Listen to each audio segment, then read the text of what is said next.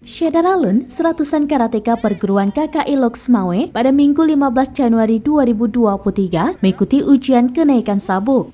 Kegiatan sejak pagi hingga sore ini berlangsung di lapangan Hirak Loksmawe.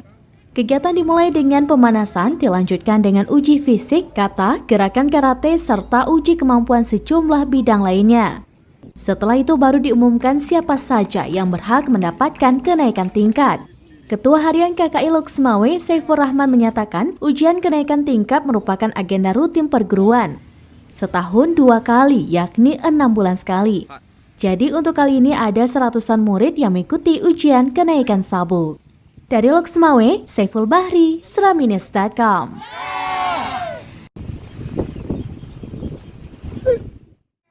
Ya, kegiatan kita hari ini yaitu UKT ujian naik tingkat. Yang kegiatan ini kita lakukan rutin per semester, per 100 kali semester tetap kita melakukan ujian naik.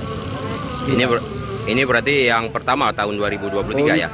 Ya, untuk kegiatan di tahun 2023 sebenarnya agenda 2022, akhir 2022, tapi kita ambil waktunya di awal 2023. Selama ujian sabuk ini apa aja materi yang kita berikan? Ya, untuk materi yang kita berikan untuk ujian tingkat yaitu Kihong sebagai dasar, terus kata, fisik, dan pengetahuan umum.